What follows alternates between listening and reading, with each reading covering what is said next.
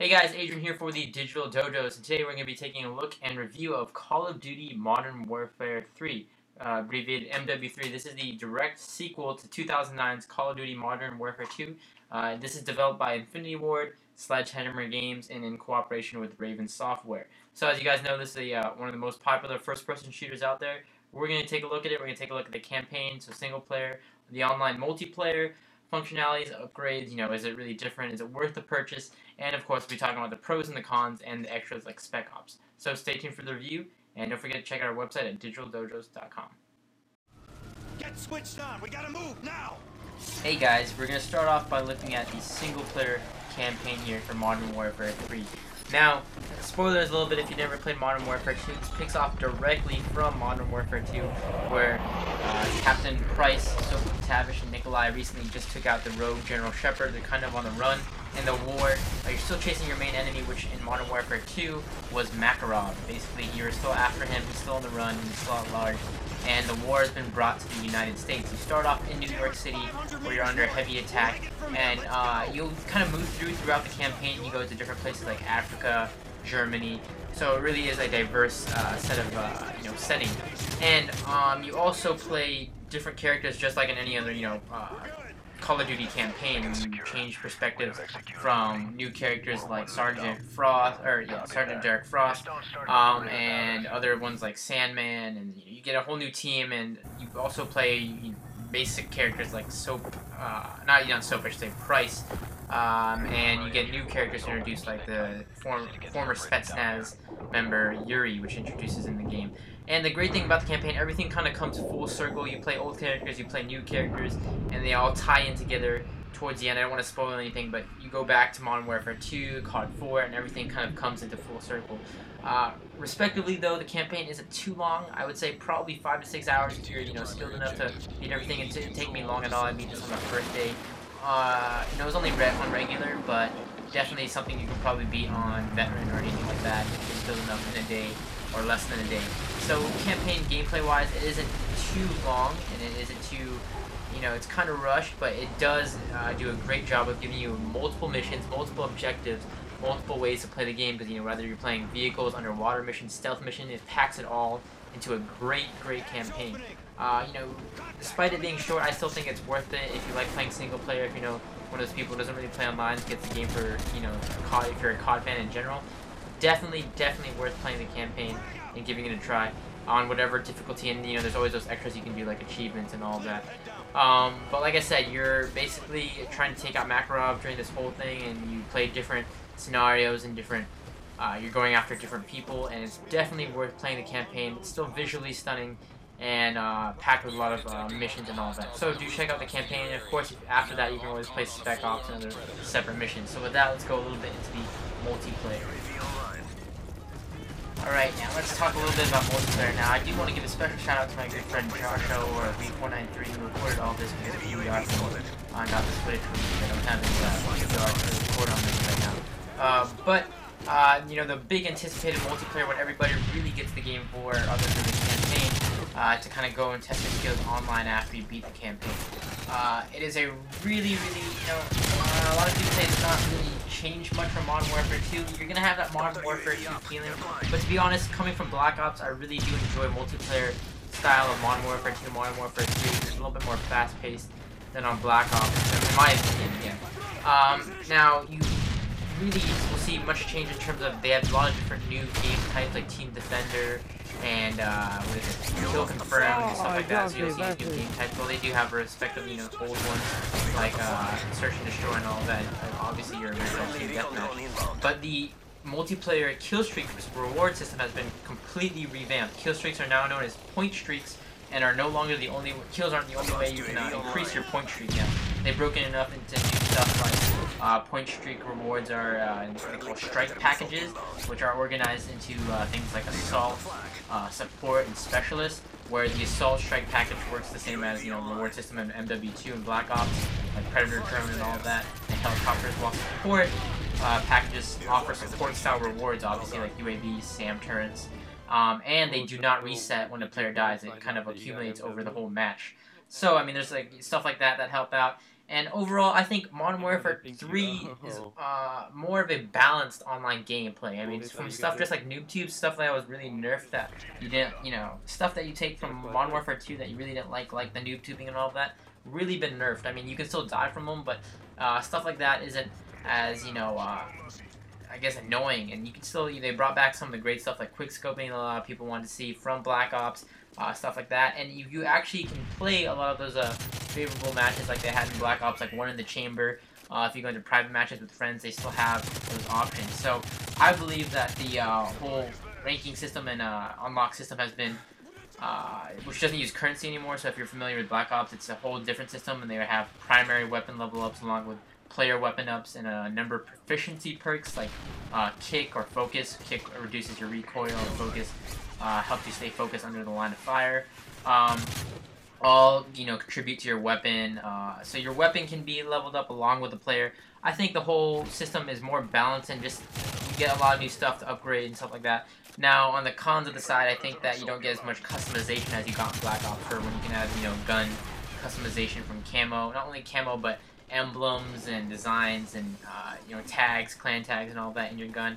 That stuff is missing, but I still think the Modern Warfare 2 multiplayer is still worth it. If you were a huge fan of MW2, you're gonna miss the MW3. Or if you're a huge fan of MW2, then I think you'll enjoy MW3 just as much. And if you're a fan of Black Ops, and I still think you'll have a good time playing it. Obviously, you won't have stuff like dolphin diving and the zombies and all that, but I still think the multiplayer is still worth it, and relatively, you don't see, maybe you won't see as much change from Modern Warfare 2, but those extra features like I said, the whole care package system, or not care package system, but point streak system, the weapon rankings, stuff like that, well makes up for, it feels like a new game with those things implemented into it. Last but not least, we have Spec Ops. So Spec Ops, or your special missions, are the new cooperative gameplay incorporated in Modern Warfare 3. They introduced a new thing that is very similar to Nazi zombies if you played World at War or Black Ops. It's called Survival Mode. Basically, it's an old attempt at, you're surviving endless waves of enemies, but in this, it's more of a tactical approach where that you and somebody else, it's limited, I believe, 2 players. You can play by yourself or you can play with a friend.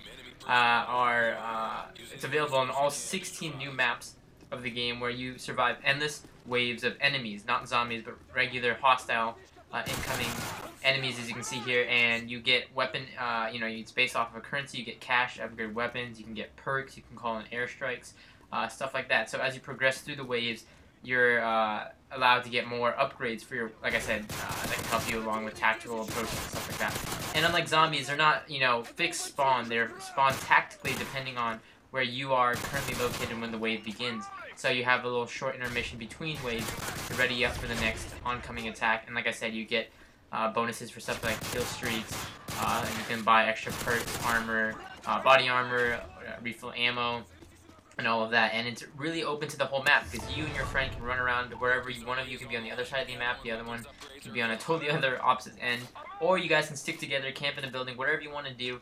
And like I said, you buy claymores, anything of that sort, and as you can see here, you have to ready up once your teammate's ready.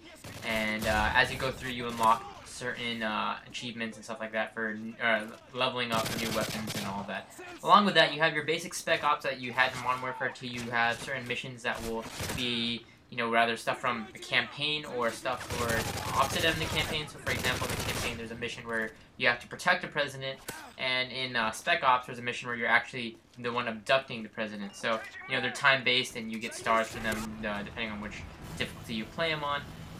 All the stuff that kind of just gives you more to play after you play campaign, or if you get a little bit bored of multiplayer. Sort of like zombies, where you had that thing to always go back to and play with a lot of friends if you ever got bored. It does give you I would like to say, a lot more hours of gameplay within Call of Duty, especially because the campaign isn't that long. You do have a lot of stuff to do within Spec Ops, and of course the multiplayer is always endless hours of fun. From accomplishment to leveling, and they increase the level cap now. So obviously there's prestiging and all that. There's just so much more to the Call of Duty franchise release that keeps you going, keeps you playing, and keeps you busy, of course, with multiple stuff. You have 3 game modes now, from campaign, and you can play these Spec Ops solo, obviously, or with a friend, so that can be either single player or multiplayer. Alright, so let's talk some closing thoughts here, guys. So the pros of Modern Warfare 3, in my opinion: upgraded multiplayer, really overhauled. Even though a lot of people say it's still the feel of MW2, if you really look into it, you have the new weapon upgrade system with the proficiency, you have the ranking, level cap up, you have a lot of new game modes like Kill Confirm, which really kind of push out the campers and require more team play in Modern Warfare, which really wasn't there in the past Modern Warfares. It's a whole new system if you really look down to it, and I would say one of the best multiplayer performance right now. It's much more balanced, I think, than Modern Warfare 2, and just a fast-paced experience compared to Black Ops. Of course, there's other pros like Spec Ops are brought back now, and they've introduced that full survival mode, which is something you can always play with a friend, kind of like how Black Ops or Zombies was in Black Ops. The maps I really like. They're much more variety of maps. I believe there's 16 maps as a current. I'm sure more will come out with DLCs.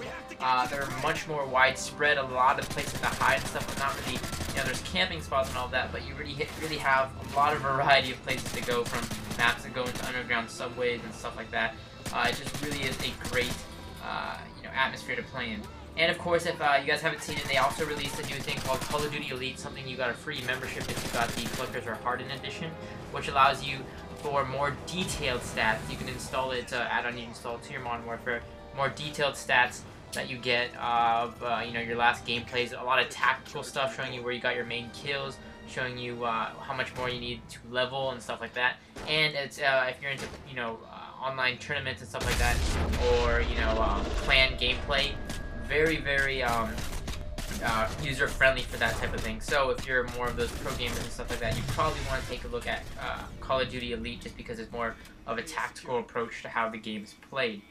Now we can go into the cons. There is some cons. It is a pretty short campaign. While it is a great campaign, it's fairly short. And if you haven't played the other Call of Duties, you're going to be a little bit lost at first. It takes a little bit to catch up to everything. The graphics, obviously, are one of the biggest cons that a lot of people talk about. The graphics aren't, I guess by standards, they're not anything new, but they aren't bad either. They're decent graphics. I mean, the game still looks well, and with all the explosions and warfare is going on, it does make you feel like you're in a warfare zone. And, it's still like a big con. A lot of people said it still has that Modern Warfare 2 feel. But nonetheless, I still think it's still a great game.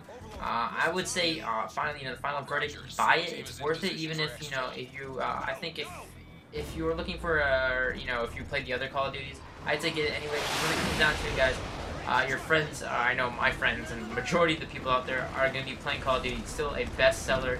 I say the multiplayer is, where it's at.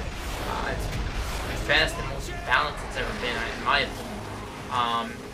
And yeah, I mean, overall on a scale of 10, I'm going to give it a 8 out of 10, or actually, I should say 7.5 out of 10, because there's some stuff I have no issues with, but 7.5 out of 10. I know a lot of professionals like to give 9 out of 10.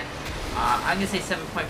It's great, though. I really enjoyed the multiplayer, which really has a lot of add-ons to it, and more balanced, in my opinion. It requires more skill rather than camping and stuff like that.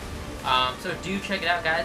Now, a lot of people also compare to Battlefield 3. I'm going to say if you're shooting between Battlefield 3, I haven't played that, but obviously if you want more realism here, that's Battlefield 3, but I was on it, less get